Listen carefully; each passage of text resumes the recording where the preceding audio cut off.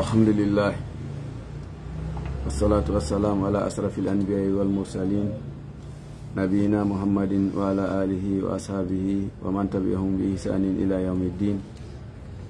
وسلم تسليما كثيرا وبعد السلام عليكم ورحمة الله وبركاته سبجي بهم هيرانغو الإسلام هيوتي كا دودال ما امبل دي دوكا غالي الحج بايما باري الله سبحانه وتعالى يلو وانا دب الجنة كرمكم الأستاذ عبد الله باسينيكي en fuɗɗade dasuji men ɗin alkamisare nden ɗo ko dasuji tati woni ko ɓe finata en darsu mo wonɗen e fuɗɗode on ko deftere safatu tafasir nden e feeri ɗon ka suratul hasr darsu ɗimmo on ko deftere safatu suwaru min hayati sahabati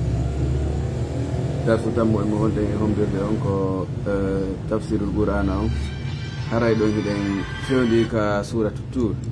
haray musidɓe juɗɓe ko toli men e darsuji ɗi. Assalamu aleykum wa rahmatullahi wa barakatuh. Bismillah ustad. أعوذ بالله من الشيطان الرجيم. بسم الله الرحمن الرحيم.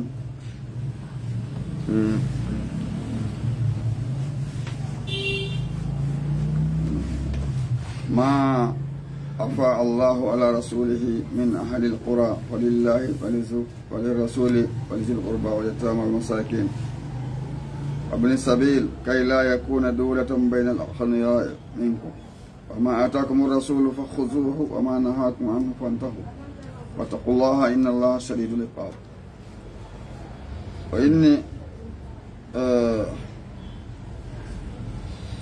أي ما جعله الله غنيمة لرسوله بدون قتال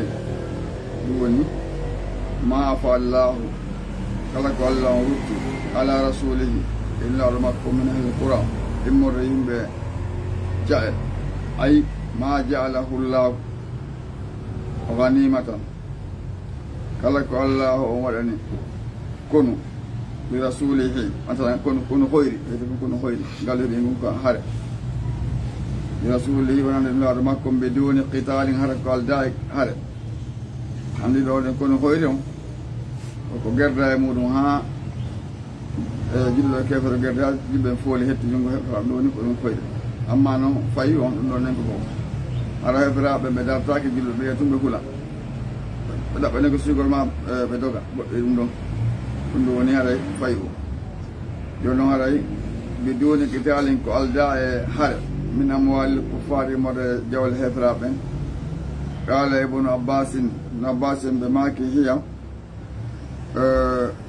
قريزة وبني قريزة والنذير بني نذير وبنو ولادو وفدك وخيبر يدونو كيدي عندي فدك خيبر كلهم ونو ما بني قريزة بني نذير وعندي كبيرة اليهودا تاو مبعون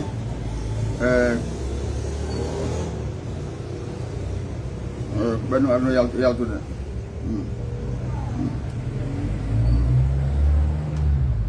obe walillah alayka allah wodani wal rasulihi en la makko ni ko banu kayno ga banu nadir banu qurayza banu on sa banu kayno wa banu yalti ay hakam hukmu nyawari mu annaha lillah ala non de allah wodani أنها لله تعالى يدعوها المولى رندون غندون قالوا حيث يشاء كوفالا ولرسوله ولن الله رمكم محمد صلى الله عليه وسلم يصرفها إما نبي لهم مفير لترنون على نفسه هو رمكم وعلى مصالح المسلمين كلا كمكني جلدهم كلا يحنوا الأمورهم وكانوا عندك هاني وعلى so sen kanko andu han be yedal wal jil qurba batna benam makko be o yatama wal masakin tan yal yatima ben miskin ay wal agraba ar rasul wonande batna be nula don andi dun do jakka on sedi jakka on kambe be mema takambe fatunda ma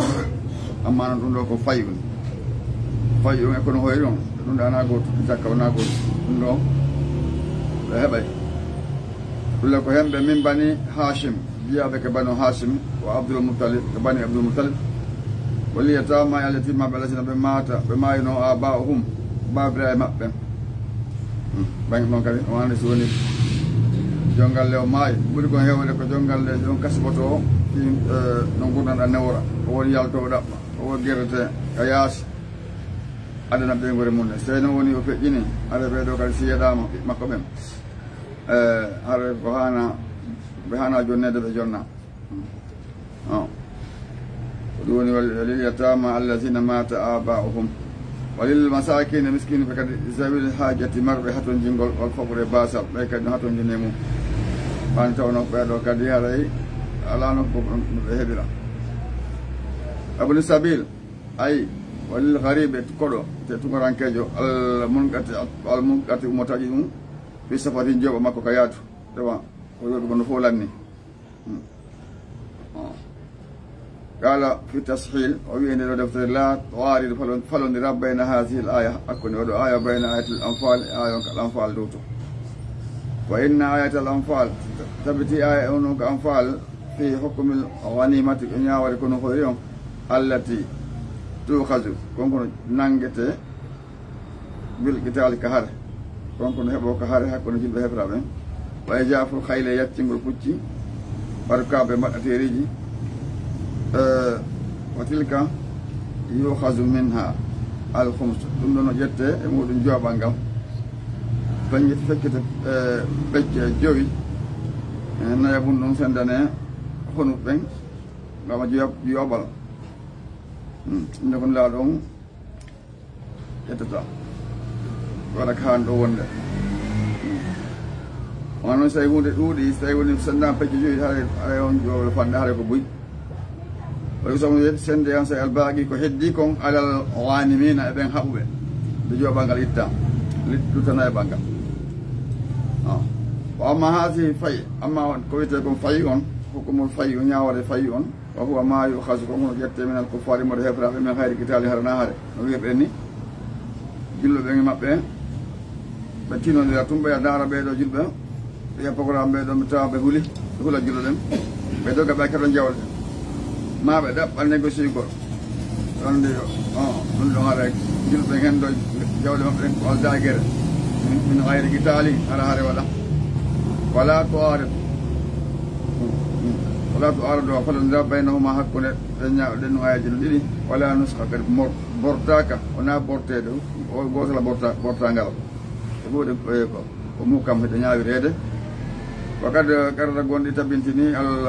fuqaha karama koɓe fiɗuɓen alfarque sendu ko serde bayna wanimata hakkude kono hoyri on wal fayi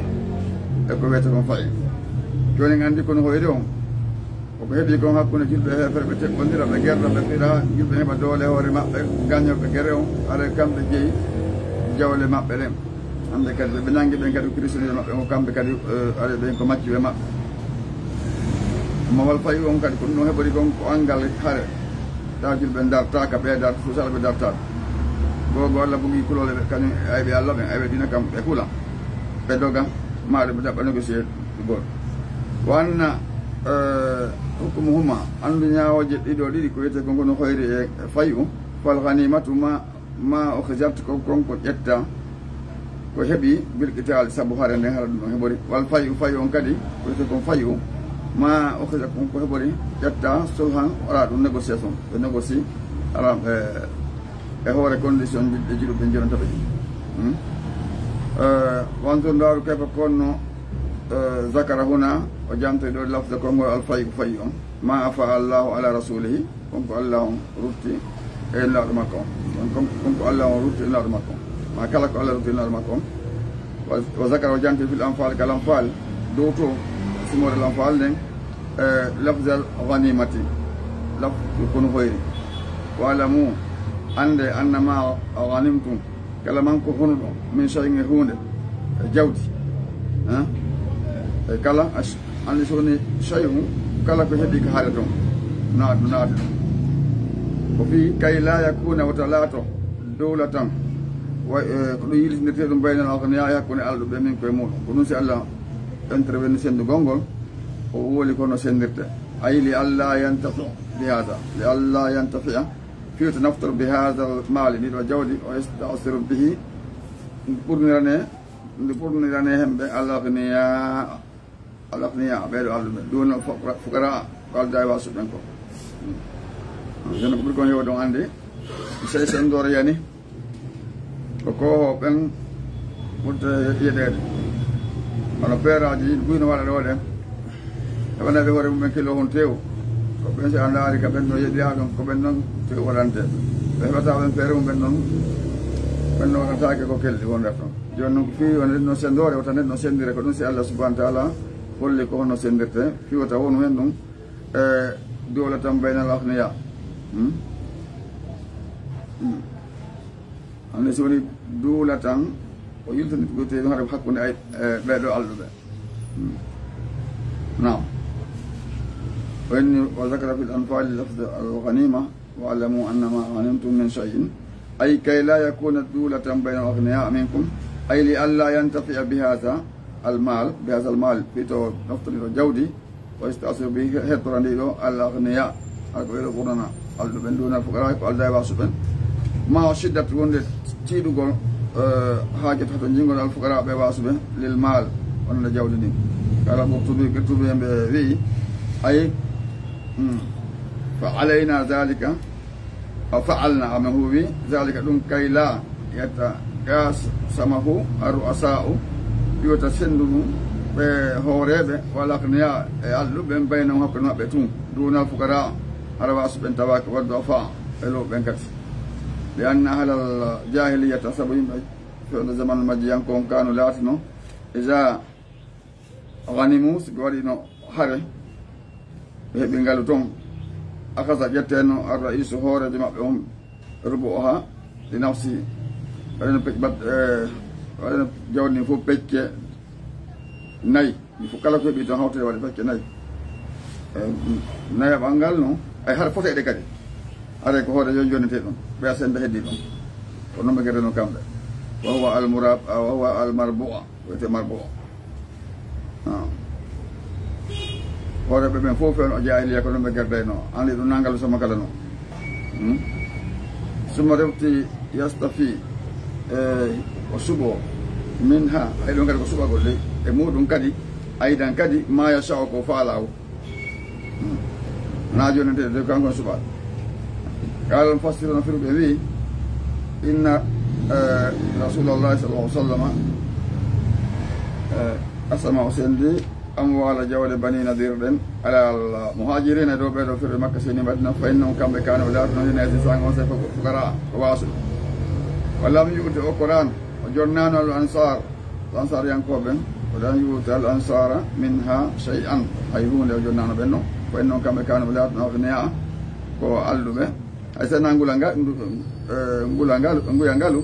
بعد كمابله jogi dépense maɓɓe kum are kamɓe ɓe compte allah ɓe ɗi hoɓɓe ɓen ɓe mara ɓen hay cuum ko wernaɓe wa gala badul ansar yoga l'ansar yankoɓe wi lana sahamuna min hasal fayi oɗoni men keɓal amen ngal en oɗo o koko heeɓi ɗo ɗen nguɗo ngal heeɓi ngu o fayuɗo meɗe mari keɓal fo ansalallahu hasil aya on teppinoɗo aya وما آتاكم الرسول كل هذا أدنى كندي وجني أنكم فخذوه جوجتين وما نهاكم عن وهذا منكم فانتوا هذا أي أمرك ما أمركم به الرسول صلى الله عليه وسلم كل هذا يأمر وينهى فافعلوه هو وما نهاكم عنه وهذا منكم فاجتنبوه الجلم فإنه ونفي إنما يأمر ويمر بكل خير كلام إلى كويمك وصلاة كذا نفور وند نفور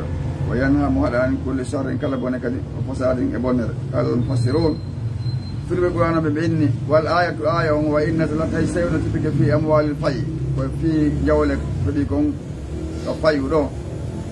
كان قالوا بنو نذير إنكم بأتيكم إلا كنا أنها كانوا يوم عامة مهبتي في كل ما أمر به النبي صلى الله عليه وسلم في كل ما أمر به النبي قال لك النبي صلى الله عليه وسلم هبتي أو نهى عنه ما كو هدي من واجب كو ودي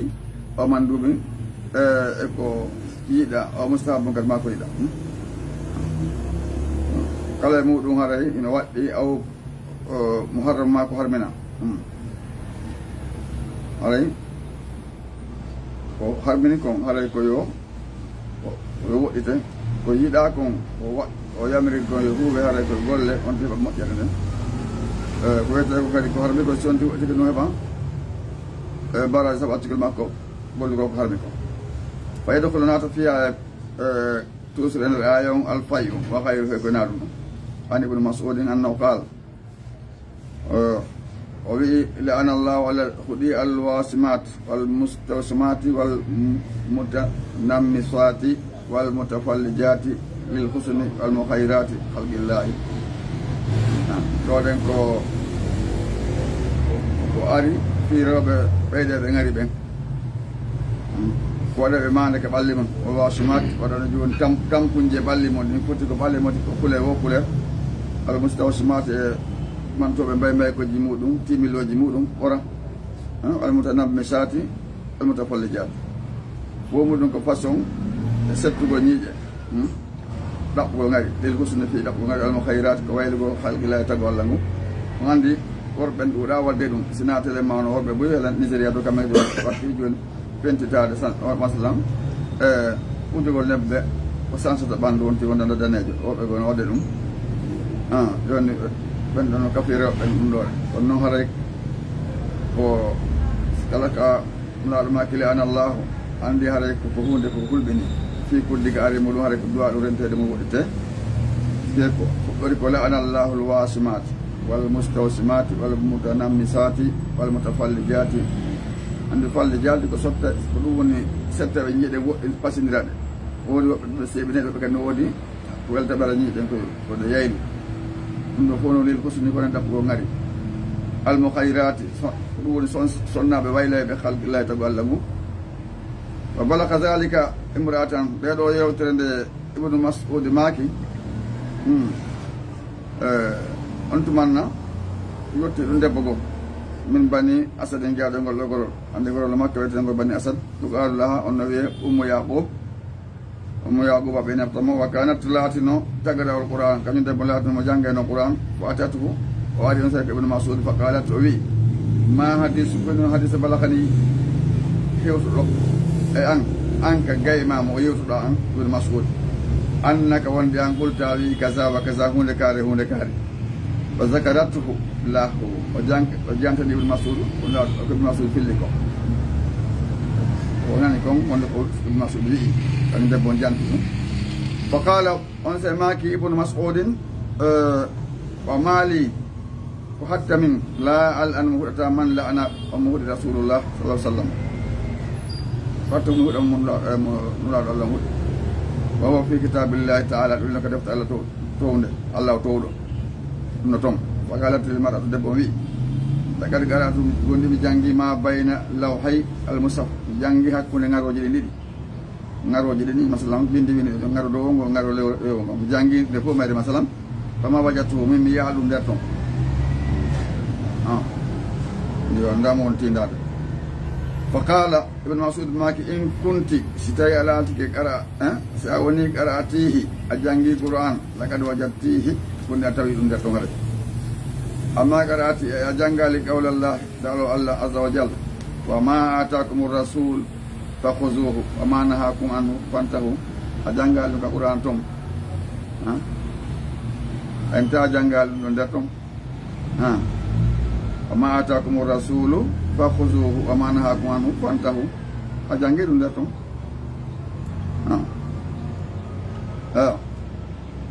na ontu manna oyi wattaqullahu li Allah to hol no der ton no der on aya dum non kon ko ni no der ton parce que no de bu kabe yoti tum ko no hubiti wattaqullahu li Allah ay khafu li rabbakum jomom sabu no li romo dim tisal sabdar no gol golugol awamira ho yamroje makko den watina bu tagol no wa hihi hadoje makko inna Allah no Allah on tabiti Allah sadidul iqab ko satto lette wonan do lundi do yemere makko nen ay fa inna gabahu lette makko ngali mom de musi azaba lette makko de saddu satti on non kadi ko liman asaw wonan do yeddudo mo khalafa lundi do ma amara ko yamiri bi yemuru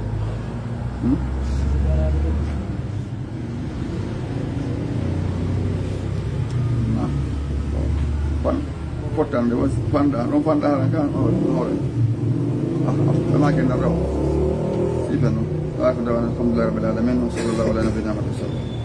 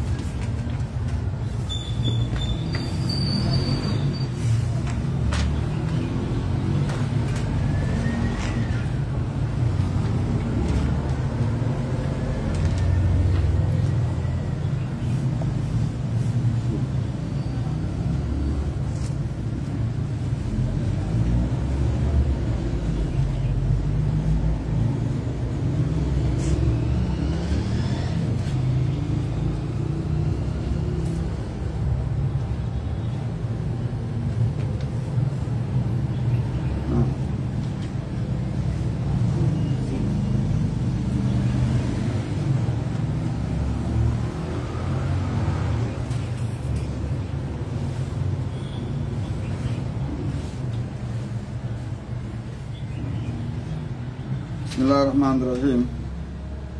الحمد لله رب العالمين والصلاة والسلام على أشرف الأنبياء والمرسلين نبينا محمد عبد الله صلى الله عليه وعلى آله وصحبه الكرام ومن تبعهم بإحسان إلى يوم الدين. Usul ko fi Abu Amir al-Juhani wan jangude fi mum do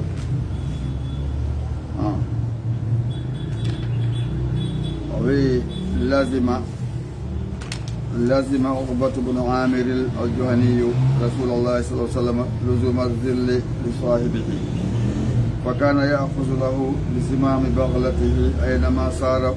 ويمضي بين يديه أن اتجه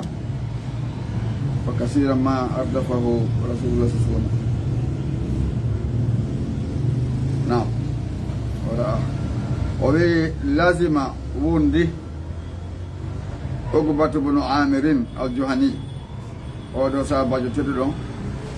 ko jiyaɗo duniya woni ka Juhani yankejo Rasulallah o wondi en laaɗo sallallahu alaihi wasallam lozuma wono wondirta wono ñiiɓidirta asile ɗowdide sahibijo mayre ene addi mise kan tawa so ɓe addi misenga nga wawata yeƴade sabu nela ɗowde e jommu ila wawi yaade haɗa ɓe wondi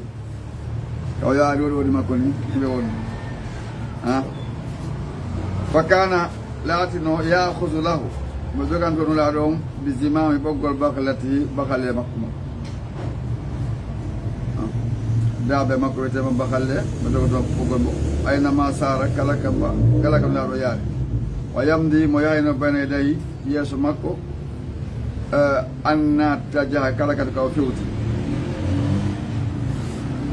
wa kasiran ɗuuɗi ma ardafahu kawo supportatamo rasulullah sallallahu alaihi wasallam waɗɗo waɗɗo mo ɓawa makko itti ardafa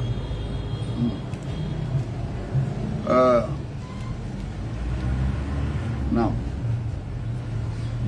wara'ahu ɓawa makko hatta du'iya ha o nodda bi radifi rasulillah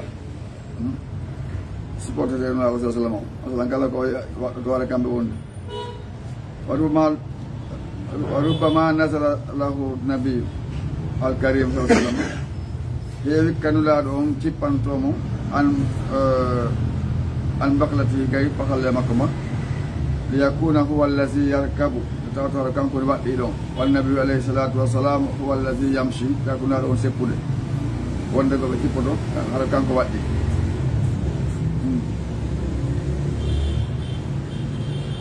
haddasa Uqbatu yewti Uqbatu bun Amir o qal o wi kuntum latno akhudu bi zimami baklati rasulillah sallallahu alaihi wasallam lebso bogol bakalle on sallallahu alaihi wasallam fi ba'di ghabin e joga birnande almadinatu madina ko buruji madina toon ɗen mo defanamo jogui joganima ko qaal li o wiyanimi ya ogbat ala tarkaba waɗɗota ko fa hamantu mi himmi an aqulna min la o lakinni kono min asfabtu mi huuli an yakuna nde laatoto fi zalika e ɗum machiyatu yeddugol rasulillah nulaɗo sallam mi huuli hande wonta ɗum noon ko yeddugol nulaɗo on fa qultu minni naam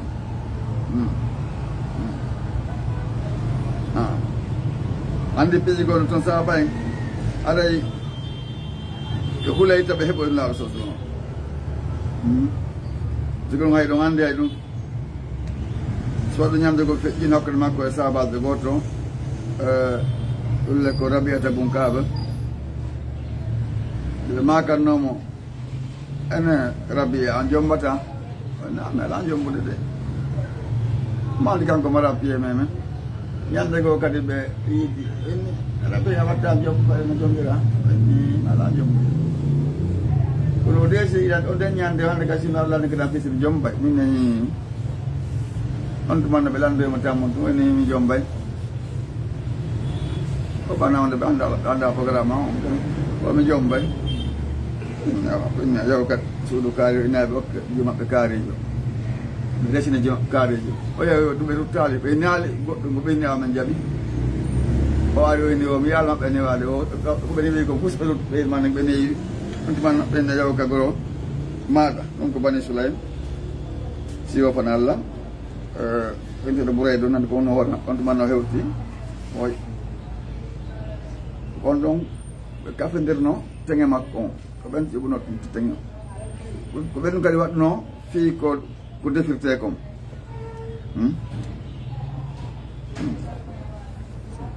dammingel ɓe ko ɓen yoɓuno kala ko ñaama kon ko ɓen ɗon ɗen ettuno kono Allah waɗi barki e mabɓe ɗum andi ha ñande gande kanko sanna bakati ɓe sikko diskino fii e keero tamaroje tawi ɓe kapti ɗon ɗen leydi ɗi koye makko gotum an gissa mum janggi fii muɗum isan ko ɗum waɗi kamɓe so ɓe makkino goɗɗo kañum laaro on no jeeya e muɗum kadi ñande badri ɓe annulaɗo programme on ɓe insala ɗolen sahabaɓe ɓen ɓe maɓɓe toon ɗen mbinteɗo mondiro o landi so tawi ko wahayu ka ko raayi tum wona wahayu de ko miji on tunni komin faala ɓe maki awa gasi o tawina ko hayu ɓasi ko hayu men so taw woni ɗo goɗɗum joni haara soften ɗo yahi nokkel kaari aɗa ndiyen ɗawne ko meɗen ko ɗum moƴƴani hen haara ko ɗum ɓurta moƴƴande en laaɗo hakkille feere maɓɓe nden ɓe ribawaɓe aɓe jaaɓi ɗelle woni nafoore ɗum noon fof no holla e goɗɗum so yi Allah subahanahu wa taala inni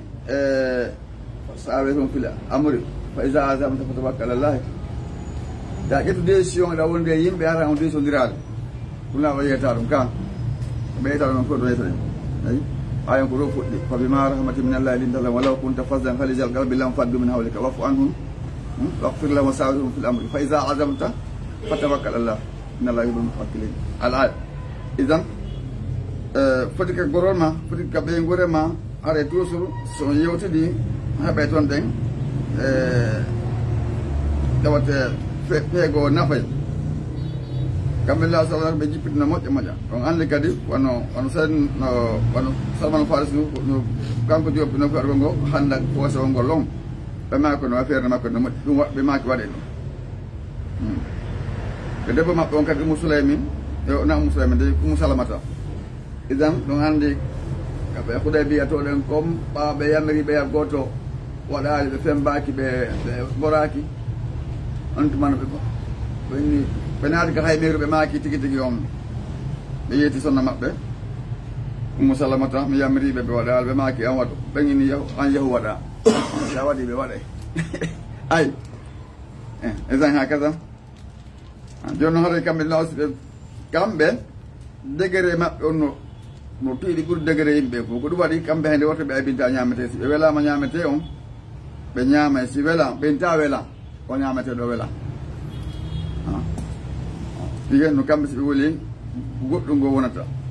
aɗay isan aɗay ko ɗum kamɓe ɓe newi ɓe jippiti moƴƴa moƴƴa ko ɗum Allah subahanahu wa taala mantiɓe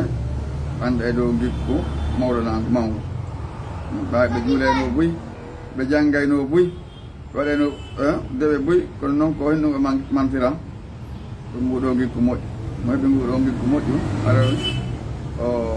heɓi ko ɓuraɗo ɓeele ko Allah ɓen gikkuji moƴƴi nam tawi goɗɗo accidi nene mum e bamum suɓike goɗɗo koyɗum waɗ ɗum ko gikku mum ka kan ko ɗum feƴƴino hakkude makko e Zayd ibn Harisatu o suɓiɓe o acci ɗum bam makko e nene makko rap makko ɗum andi nene makko kan ko alano kono ko alanoma ko makko e baba makko alanoma kono noon lande no andi tiɓe wayni andi ɓe wawa ko boni o ko baba anni oɗo o ko bappa anni Kaabu bappa makko Kaabu wiyete baba makko ko Harisatu te mo andi ɓe tawi kanko ko adda tawi o wi duuɓi hakaza joni noon o wii warake mi tuub mi waɗɗi kanko tuuso en ƴetti yewtere kanko sabajo Ubbata bun Amir al-Juhani mi waɗɗi hannde kadi ana min imtisalan kadara na golle amri yiyamre Allah sallallahu alaihi wasallam o to ɗum woni taw ɗum woni mbiɗa yeddimo wa jaala waɗi kanko nula ɗon huwa yamshi ɓe seppa tawi kanko mo waɗɗi kanko sabajo on suma refti ma labis woni bo yaali an nazaltu ha mi tippi an ha gawi mbaɗɗateeri ni wa rakiba nabi no koye waɗɗi alayhi salatu wassalam suma mbaɗo ngaalali o enin ya Ugbata maɗo maki kan Ugbata ala o allimu ko accitami andine suratene sumoje ɗiɗi lam yura iyaka misiluna hirmaji gattoyde wotere fa qultu minni bala o ya rasulullah yetlam faqara ani o jannilan qul a'udhu bi rabbil falaq o jannilan qul a'udhu bi rabbil falaq qul a'udhu bi rabbin nas suma waɗo qimati salat julne darna o tagaddama o ardi kañum laaɗon o salla bihima o juulide ɗiɗo ɗiɗi naase falaki wa gaala maaki igra huma jannguɗi kullama nimta nde ɗantuɗa o kullama ɗumde nde ɗa immotoɗa kan kaymoɗa o bimbi o jannguɗe gaala Ubbata wi fama ziltumi seerali agra o huma miɗo jannga ɗiɗo mamtaddat biya alhayat ko mi wuri fof jamde ande mi janngayɗi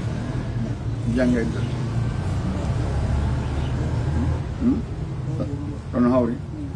aw kasi dawna alhamdulillahi rabbil alamin sallallahu ala nabiyina Muhammad wa sallam barakallahu fikum jazakumullah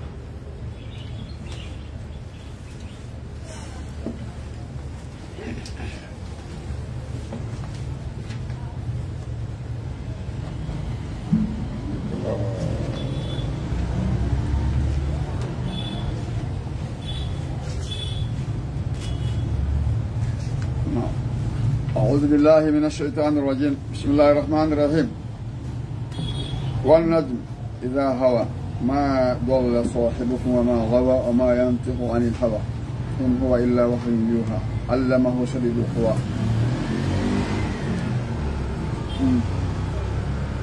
الله سبحانه وتعالى kanko mo wondira kala ko tagi kon kono enen noon sallantaen ka wondire kono kanko Allah subhanahu wa ta'ala ma goɗɗo sibaji makko ɗi wannajmi ida hawa Allah wondiri hoodere nden sene yani karama ko ɓen ɓe lurri e najmi o ɓeni wa najmi qur'ana o ko ɓeni wa najmi ko hoodire suraya mawon noon fi muɗum kono jahiliya moƴƴa ko ɓeni wa najmi ko koode ɗen isa hawasi e sakitike asalan ɗe muti ɓawde ɗe sakitike asalan ko ɓeyni ko koode fiɗiteɗe seɗanoji ɗin yayri heɗagol ɗo toon ko ɓeyni ko ɗen kono no hewana ɓe no wannaji mi woni nde ɗo hoode suraya isa hawasi nde fukkike yani nde muti ma dalla sahibukum majjali wondiɗo mon yaade de e ñaali ma dalla Muhammadu mo anno Muhammadu no wiyete kanko ni ma dalla sahibukum ma gawa o majjali o yawtali kadi kewe mana o bewali yewteji ɗo yewɗi fof kono wonni kama yantigo yewtali anin hawa gayi beleɗe makko in huwa illa wahyuha yewtere makko nen o yewti kono wonali koye na wahayu wahinaɓe makko ɓurana on ko yewti kon fof muɗum ko Allah subhanahu wa ta'ala woni ko wahima in huwa illa wahyuha Allah mo jannimo nde mo saɗiɗo qowa sapɗo cembe masan tiiɗo cembe tiiɗo doole Jibril alayhi salam zu mirdatin ko jon cembe fastawa fotondirɗo e taggu makko fotondirɗo e taggu makko mari gabitanji temeɗɗe 6 gabitanji yani goto ɓe suma e aduna o gabita ko goto ɓe ɗon noon zoom mirdato ɓena jon darɗo jon ngari fastawa fotondirɗo ɓena zoom nurratin jon doole fastawa fotondirɗo ko huwa kanko bil ufuqi ala mo ko tatteji dowli tatte telema sango funnangue dow kadi simmadana rewto yo ɓatti nulaɗo on fota dalla o ɓeydi ɓattagol fa kana laati gaaba gawsayni yeru lañal ngal e newol ngol aw adna mana ɓuuri ɓattagol ɗum andi lañal ngal ko turete ko newol ngol ko ɓoggol watte ko hakkille maɓɓe ɓaɗu newa noon wano ɗon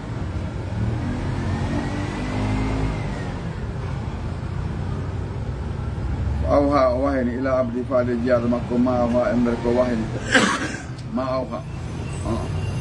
no soomi ɗon so o laali fof awha ɓeyni fa awha o waheni ila abdihi faade jiyaɗo makko ma awha koko wayno so Jibril andinillah sallam on konko Allah andinimo awha ila abdihi ma awha ma kasabal fuadu fenaali ɓernde makko nde mara a konko yi ɓernde nden fenaal apatu maruna o wenjemo ala ma yara e konko yi on andi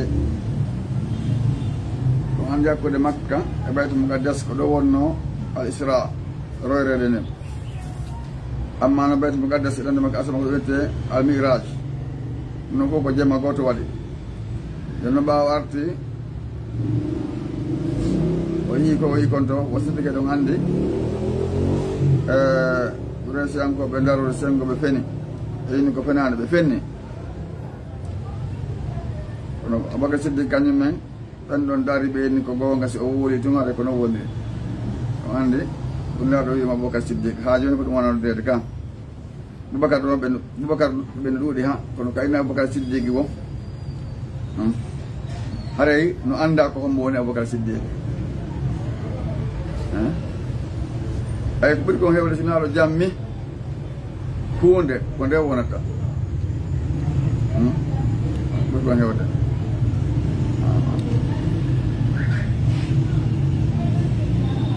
ɓuri kon hewde jammode ɓuɗi ɓe jammata ɗen ko en noon tabitata andi Abu Jahal an no wiyete noon koɓe mawno ɓuynoma Abu Jahal anne kadi ɗum tawi no ma tabita Abul Amiru Fasiq on kadi kam ƴeewno Abul Amiru Fasiq on kadi ko ɗum tabtuno ɗum noon